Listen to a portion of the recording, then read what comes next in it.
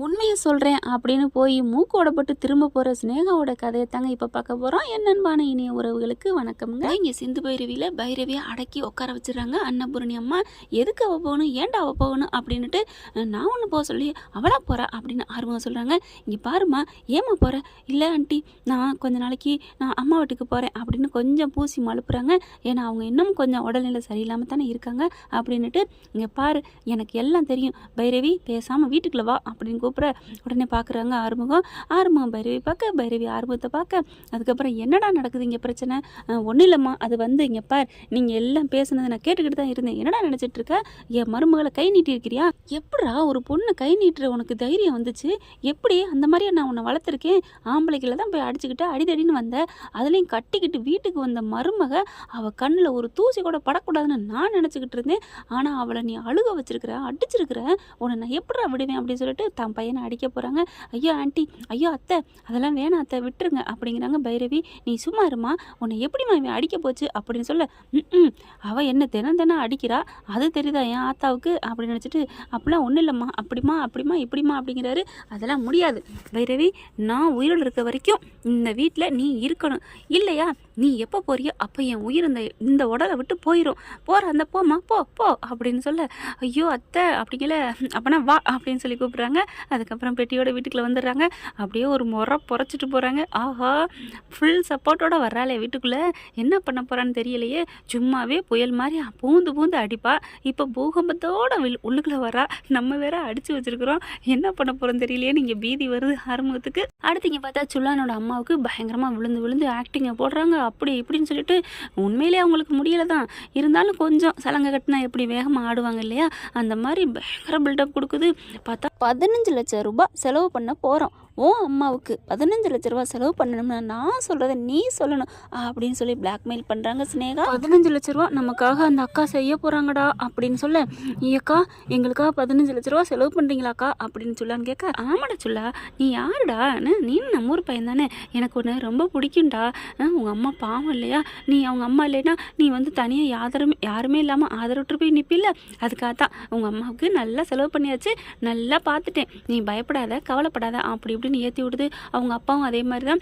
அதுக்கப்புறம் சுல்லானா அவங்க அம்மா பார்க்குறாங்க, என்னம்மா நீங்கள் நல்லா ஆயிட்டீங்க, உங்களுக்கு எந்த பிரச்சனையும் இல்லை ஓகேவா அப்படின்னு சொல்கிறாங்க. ஏம்மா ஸ்னேகா, இப்போ உனக்கு கேஸ் என்னம்மா ஆகுது அப்படிங்கிற ஃபோன் வருது. என் பொண்ணு எந்த தப்பும் பண்ணலங்க, பாவங்க, என்ன பண்ணுறது அப்படி இப்படின்னு அப்படியே பூசி மொழியை நடிக்க சுல்லா அம்மான்னு பார்க்குறாங்க. என்ன சார் என்ன அப்படின்னு கேட்க, உங்ககிட்ட என்னம்மா நான் சொல்கிறது, நீங்கள் என்னதான் இருந்தாலும் எங்களுக்காக பேசுவீங்களா, நாங்கள் ஒன்றும் சொல்லலை உங்ககிட்ட அப்படிங்கிற மாதிரி, நீ வாமா ஸ்னேகா அப்படின்னு போகிறாங்க.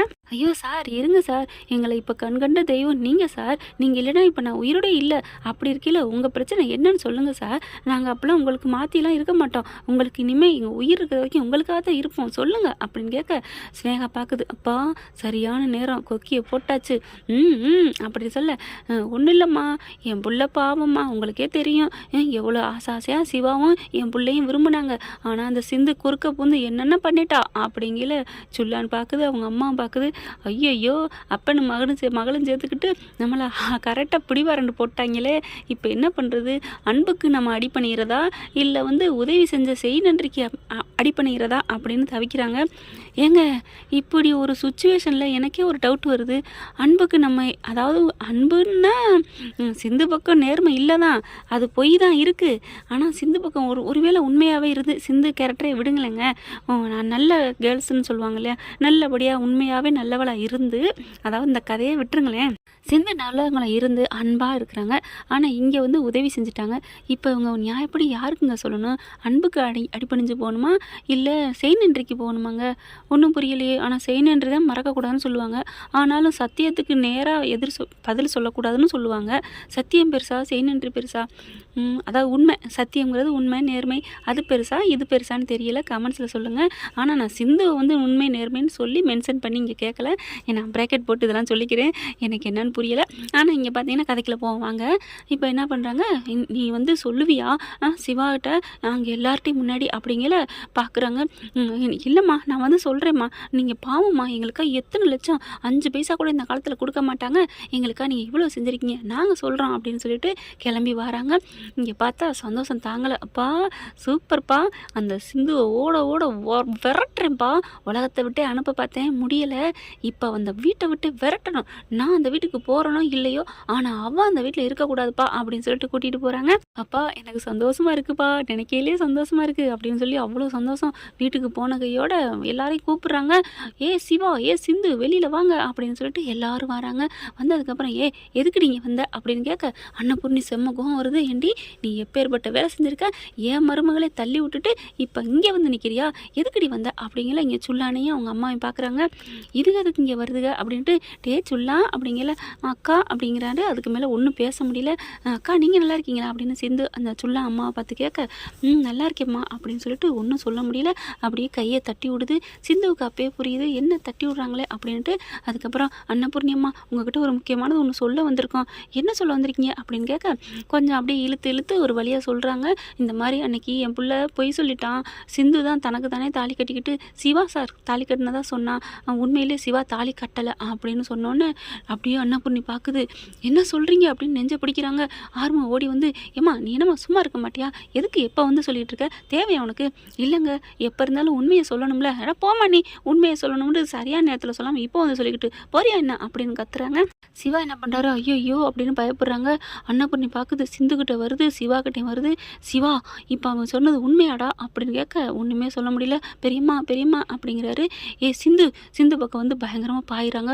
சொல்லுடி உண்மையா, கேட்கையில் சொல்லுமான்னு கேட்காம சொல்லுடின்னு கேட்குறாங்க. அப்படியே பார்க்குறாங்க. ஸ்னேகாவுக்கு சந்தோஷம் தாங்கலை. சொல்லு, நீ ஏதான் தாலி கட்டிக்கிட்டியா அப்படிங்கல. ஆமாம் ஆமாம் அத்தை அப்படின்னு சொல்ல, அப்படியே பலான்னு அறை கொடுக்குறாங்க சப்பு சப்புன்னு. நீ இனிமேல் இந்த ஒரு நிமிஷம் இந்த வீட்டுக்குள்ளே இருக்கக்கூடாதுடி, அப்போ என் பிள்ளை அத்தனை பேர் மத்தியில் சத்தியம்லாம் பண்ணியடி, சாமி மேலே சத்தியம் பண்ணியடி, அடி பாவி உன்னை நான் நல்லவன் நினச்சிட்டேனே அப்படின்னு சொல்ல, பைரவி பார்க்குது. இருங்க ஆண்டி பொறுமையாக பேசிக்குவோம். சிந்து யார் சொல்லடி இப்படி சொல்கிற, உண்மையை சொல்லடி. பைரவி உண்மைதான், நான் தான் தாலி கட்டிக்கிட்டேன், எனக்கு சிவா டாக்டர்னா ரொம்ப பிடிக்கும், அதனால தான் நான் அப்படி கட்டிக்கிட்டேன் அப்படின்னு சொல்ல, ஆனால் நான் வேணுக்கெல்லாம் பழி போடலடி அப்படின்னு சொல்ல, என்னை யாரோ கடத்திட்டாங்க உண்மையிலே அப்படின்னு சொல்கிறாங்க. அடிச்சு வாயை மூட்ரி அப்படின்னு சொல்லிட்டு, நீயே தாலி கட்டிட்டு என் பிள்ளை அப்படி பண்ணிட்டியடி அப்படின்னு சொல்ல, இப்போ தெரியுதா ஆண்டி அப்படின்னு ஸ்னேகா வர, நீ வாயை மூடு, இங்கே சண்டைங்கனால நீ யோக்கியம் நினைக்காத, நீ இன்னொருத்தனை லவ் பண்ணிவிட்டு அவனையே நீ உயிரை விட்டு உலகத்தை விட்டு அனுப்ப பார்த்தவ தானே, நீ மூடு அப்படிங்கிற மாதிரி பேசிவிட்டு அப்படியே வாராங்க. சிந்துக்கிட்ட வந்து, சிந்து நீ இப்படி பண்ணுவேன் நான் நினைக்கவே இல்லை சே அப்படின்னு சொல்லிட்டு, அத்தை அது வந்து வாயை மூடுறி, இனி ஒரு நிமிஷம் இந்த வீட்டில் இருக்கக்கூடாது, கிளம்புடி அப்படின்னு சொல்ல, பைரவி வந்துட்டு, அத்தை ப்ளீஸ் அத்தை, என் அக்கா சிந்து பாவம். என்ன பாவம், நான் அன்னைக்கே சொல்லிட்டேன், தப்பு பண்ணது யாராக இருந்தாலும் நான் தண்டிக்காமல் விட மாட்டேன் அப்படின்னு சொல்லிட்டு தரன்னு பிடிச்சி இழுத்துட்டு வந்து வாசலில் தள்ளுறாங்க. அப்படியே அத்தை அப்படின்னு சொல்ல, ஆஹான்னு அப்படி ஸ்னேகா சிரிக்குதுங்க. காரில் வரையில் சிரிச்சுக்கிட்டு வருது. என்னம்மா ஸ்னேகா என்ன, ஒன்றும் இல்லைப்பா நினச்சி பார்த்தேன்ப்பா. ஓ கனவா கற்பனையா, ஆமாப்பா சிந்துவை வெளியில் தள்ளிட்டாங்களா, அப்பா எப்படிப்பா கரெக்டாக சொல்கிறீங்க, எல்லாம் வேறு என்னம்மா என் பிள்ளை நினைக்க போகிறேன், உன் ஆசை நடக்க போகுது கவலையே படாத அப்படின்னு சொல்லிட்டு வேகமாக கார் அவங்க வீட்டு முன்னாடி போய் நிற்கிது. சிவா சிந்து அப்படின்னு கனவுல என்ன நினச்சாங்களோ அதே மாதிரி கூப்பிட்றாங்க. எல்லாரும் ஹாலுக்கு வந்துடுறாங்க. இதுக்கடையில் இங்கே கோயிலுக்கு போனால் பார்த்தீங்களா, சாமி வேலையெல்லாம் சாத்தி முடிச்சிடுறாங்க. நம்ம வீட்டுக்கு போவோம் அப்படிங்கல, என்ன வீட்டுக்கு போகிறேன்னு சொல்கிறாளே அப்படின்னு சொல்லிட்டு அப்படியே ஒரு மாதிரியாக பார்க்குறான். ஐயோ இப்போ ரூமை பிடிச்சி தங்கணுமே, எப்படியாவது இவளை நம்ம டச் பண்ணிடணுமே, நம்ம வாரிசை வயிற்றில் கொடுத்துடணுமே அப்படின்னு நினைக்கிறவன் இசைக்கு என்ன பண்ணுறான், காரை எடுத்து ஓட்டிக்கிட்டு இருக்கல, அப்படியே ட்ருன்னு கேட்குது, ஆனால் எடுக்க மாட்டேங்குது. என்னாச்சு அப்படின்னு கேட்க, இல்லை காயத்ரி என்னன்னு தெரியலம்மா ரிப்பேர் ஆச்சுன்னு போட்டு பார்க்குறாரு, அங்கிட்டும் பார்க்குறாரு, ஒன்றும் பண்ண முடியாது, வேலை பார்த்துட்டு தான் அப்புறம் தான் போகணும், வேலை பார்க்குற வரைக்கும் நம்ம இங்கே தங்கிட்டு போயிடுவோம், இருட்டிடுச்சுல அப்படின்னு சொல்ல, இல்லை நம்ம வீட்டுக்கே போகணும் அப்படிங்கிறாங்க. எப்படிம்மா காயத்ரி போகிறது, போக முடியாதுமா அப்படின்னு சொல்லிட்டு மெக்கானிக்கை கூப்பிட்டு வேலை பார்க்குற மாதிரி அப்படி ஐஸா அப்படி இப்படின்னு சொல்லிடுறானா. அதுக்கப்புறம் நல்ல ஹோட்டலாக பார்த்து தங்கிக்கிடுவோம், நீ கவலைப்படாத, நம்ம வீட்டில் இருக்க மாதிரியே தான், நீ கட்டில் படுத்துக்கோ நான் கீழே படுத்துக்கிறேன் சரியா அப்படின்னு சொல்லிட்டு ரூமை புக் பண்ணுறாங்க. இன்றைக்கி ஒன்று நான் சும்மா விட மாட்டேன்டி அப்படிங்கிற மாதிரி போகிறான். இந்த பக்கம் பார்த்தீங்கன்னா ஸ்னேகா எல்லாரையும் கூப்பிட்டு வச்சுட்டு, இன்றைக்கி நான் எல்லாருக்கிட்டையும் நான் ஒரு உண்மையை சொல்ல போகிறேன் அப்படிங்கிறாங்க. ஏய் என்னடி சொல்ல போகிற? சிந்து தான் தனக்கு தானே தாலி கட்டிக்கிட்டா, அவள் பொய் சொல்கிறா அப்படின்னு தானே சொல்ல போகிற? அப்படி பார்க்குறாங்க. என்ன ஆண்டி இப்படி சொல்லிட்டா அது இல்லைன்னு ஆயிருமா? நீ என்ன சொன்னாலும் எனக்கு என்னடி அப்படின்னு கேட்குறாங்க. அன்னபூர்ணி வந்துட்டு இங்கே பார், அதுக்காகத்தான் இவங்கெல்லாம் கூப்பிட்டு வந்திருக்க. ஏண்டா சொல்லலாம், நீ என்ன பண்ண போகிற? இந்த அக்கா சும்மா சொன்னாங்க, தனக்கு தானே தான் தாலி கட்டிட்டாங்க, அதை தானே சொல்ல போகிற. நீ என்ன சொன்னாலும் சரி, இனிமேல் நான் நம்பவே போகிறதில்ல. ஏன்னா என் சிவாவுக்கு ஏற்ற ஜோடி சிந்து தான். என்ன ஆனாலும் சரி, அவங்க 2 பேரும் பிரிக்கிறதுக்கு நான் தயாராக இல்லை. நீங்கள் எது சொன்னாலும் நானும் கேட்க தயாராக இல்லை. மரியாதையை வெளியில் போங்க அப்படின்னு சொல்லிட்டு போய் டப்பு டப்புன்னு கதவை சாத்திட்டு போகிறாங்க. மூஞ்சில் அடித்தது மாதிரி சப்புன்னு நிற்கிறாங்க. கதவை பலார்னு வேற சாத்திட்டு போகிறாங்களா. அப்படியே ஒரு மாதிரியாக போயிடுது.